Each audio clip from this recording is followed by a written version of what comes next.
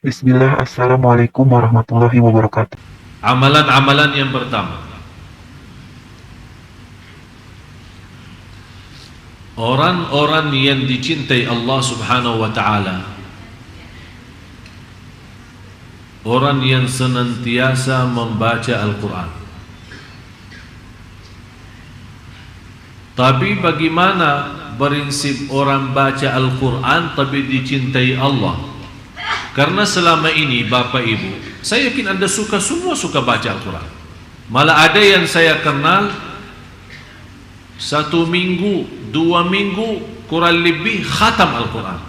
Kurang daripada 1 bulan dia mampu khatam Al-Quran. Malah ada yang dalam 1 bulan khatam 2 kali, ada malah 3 kali. 30 juz dalam 1 bulan. Tapi masalahnya bukan berapa banyak baca, tapi bagaimana membaca. Selama ini kita membaca Al-Quran untuk mengkhatamkan. Tapi yang saya minta kali ini agak sedikit kita rubah. Bagaimana saya bisa baca Al-Quran tapi saya mendapatkan Allah mencintai saya? Yang pertama, saat kita baca Al-Quran harus Anda rasakan Allah bicara sama Anda langsung. Allah bicara sama kamu. Ya ayyuhalladzina amanu, hei orang, yang dimaksud siapa? Saya. Rasakan. Ittaqullah, berarti Allah mau berbicara sama diri kita sendiri.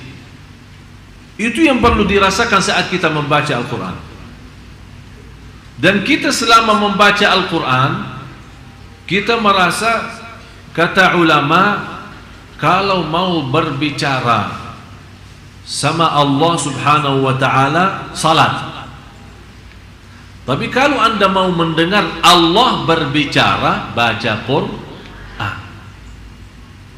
Kalau Anda mau mendengar Allah yang berbicara, baca, karena ini Al-Quran kalam Allah. Kalam Allah langsung. Yang Allah sampaikan langsung, kalam Allah itu disampaikan kepada malaikat Jibril kepada Nabi Muhammad SAW, Nabi Muhammad kepada sahabatnya, dan seterusnya sampai kepada kita. Jadi yang ingin berbicara sama Allah, salat, hadap Allah, bicara, silahkan. Tapi yang ingin mendengar Allah yang berbicara, baca Al-Quran.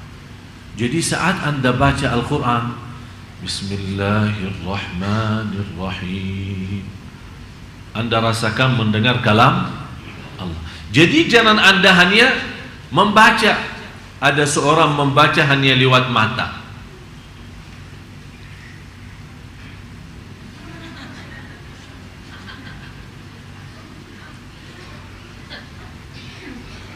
Tidak akan bisa rasa. Kenapa? Apa manfaatnya suara?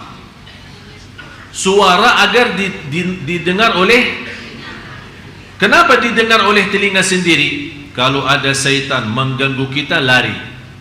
Dia tidak bisa, karena ada suara keluar. Syaitan terganggu. Bukan syaitan yang mengganggu, malah dia yang terganggu. Berarti akan melarikan syaitan dari suara bacaan kita. Kalau sudah syaitan lari, berarti kita akan mampu fokus dan lebih nikmat bacaan kita.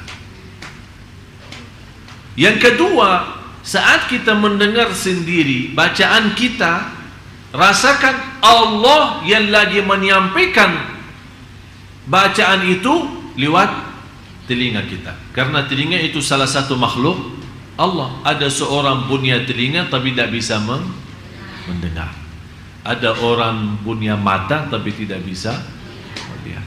Jadi masalahnya bukan wujudnya mata atau wujudnya telinga, tapi masalahnya apakah dia berfungsi atau tidak, bisa menjadi berguna atau tidak. Bagaimana kita bisa mengaktifkan segala tubuh badan kita saat membaca? Begitu caranya. Yang pertama, Anda baca karena Allah lagi berbicara. Yang kedua, Anda membaca Al-Quran, semua berbicaraan itu yang dimaksud adalah diri kita. Yang ketiga, itu yang terindah dalam bacaan Al-Quran, setiap kita baca ada rasa saya tidak mau berhenti karena saya lagi nikmati dan merindukan mendengar kalam Allah, mendengar bicaraan Allah sama saya. Jadi begitu Anda baca, jangan Anda punya bayangan dan pikiran kapan mau selesai. Malah justru yang Anda harus rasakan, saya tidak mau selesai, saya mau terus lazat, saya mau nikmat karena Allah lagi bicara sama saya. Sudah faham 3 poin ini? Itu namanya membaca Al-Quran. Dan 3 hal ini baru akan Allah mencintai